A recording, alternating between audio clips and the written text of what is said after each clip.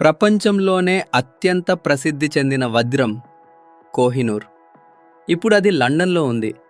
కానీ ఆ వజ్రం మొదట ఎక్కడి నుంచి వచ్చింది? చాలామంది అనుకుంటారు అది మొఘల్ రాజుల దగ్గర నుంచే వచ్చిందని. కానీ చరిత్రకారులు చెబుతున్న ఒక ఆసక్తికరమైన విషయం ఉంది. కోహినూర్ వజ్రం మొదట దొరికింది మన దక్షిణ భారతదేశంలో. అంతేకాదు, కొన్ని రికార్డుల ప్రకారం ఆ వజ్రం ఒకప్పుడు తెలుగు రాజుల దగ్గర ఉండి ఉండొచ్చని అనుమానముంది.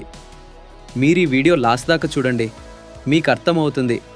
కోహినూర్ నిజమైన స్టోరీ ఇప్పుడే స్టార్ట్ అవుతుంది. పాతకాలంలో ప్రపంచంలో ప్రసిద్ధి చెందిన వజ్రాలన్నీ ఒకే ప్రాంతం నుంచి వచ్చేవి. అది గోల్కొండ. ఇప్పటి తెలంగాణ, ఆంధ్ర ప్రాంతాల్లో ఉన్న పురాతన వజ్రగనులు.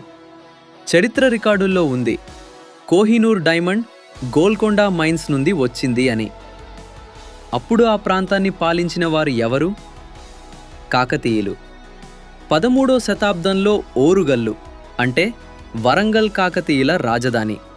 ఆ కాలంలో దక్షిణ భారతదేశంలో అత్యంత సంపన్నమైన రాజ్యం. కాకతీయుల దగ్గర వజ్రాలు, బంగారం, రత్నాలు అసాధారణంగా ఉన్నాయని చరిత్రకారులు చెబుతున్నారు. ఇక్కడే మొదటి అనుమానం మొదలవుతుంది. కోహినూర్ అక్కడ నుంచే వచ్చిందా? 13వ శతాబ్దంలో ఒక పెద్ద దండయాత్ర జరిగింది. ఢిల్లీ సుల్తాన్ అలౌద్దీన్ ఖిల్జీ తన సేనాధిపతి మాలిక్ కాఫూర్ని దక్షిణానికి పంపాడు. అతను వరంగల్ మీద దాడి చేశాడు. ఆ యుద్ధం తర్వాత కాకతీయులు ఓడిపోయారు. వరంగల్ నుంచి భారీ నిధి ఢిల్లీకి తీసుకెళ్లబడింది అని కొన్ని పర్షియన్ రికార్డులు చెప్తున్నాయి. ఆ నిధి ఢిల్లీ సుల్తానుల దగ్గరికి వెళ్ళింది. తర్వాత మొఘల్ సామ్రాజ్యంలోకి వచ్చింది. షాజహాన్ కాలంలో ఆ వజ్రం ప్రసిద్ధి చెందిన పీకాక్ థ్రోన్లో పెట్టారు. అది మొఘల్ రాజ్యానికి గర్వకారణం. కానీ ఇది కూడా ఎక్కువ కాలం లేదు. 1739లో పర్షియా రాజు నాదిర్ షా ఢిల్లీ మీద దాడి చేశాడు. అతను మొఘల్ నిధి మొత్తం తీసుకెళ్లాడు. అప్పుడు ఆ వజ్రం చూసి అతను చెప్పాడట, కోహినూర్ అంటే లైట్ ఆఫ్ ద మౌంటైన్. అప్పటినుంచి ఆ వజ్రం పేరు కోహినూర్. తర్వాత అది పర్షియా నుంచి ఆఫ్ఘనిస్తాన్కి, అక్కడ్నుంచి పంజాబ్ రాజుల దగ్గరికి వచ్చింది. 1849లో బ్రిటిష్ పంజాబ్ను ఆక్రమించారు. ఆ సమయంలో కోహినూర్ వజ్రం బ్రిటిష్ చేతికి వెళ్ళింది. ఆ వజ్రం రాణి విక్టోరియాకి ఇచ్చారు అని చరిత్ర రికార్డుల్లో ఉంది. అప్పటినుంచి ఇప్పటి వరకు అది బ్రిటిష్ రాజకుటుంబం దగ్గరే ఉంది.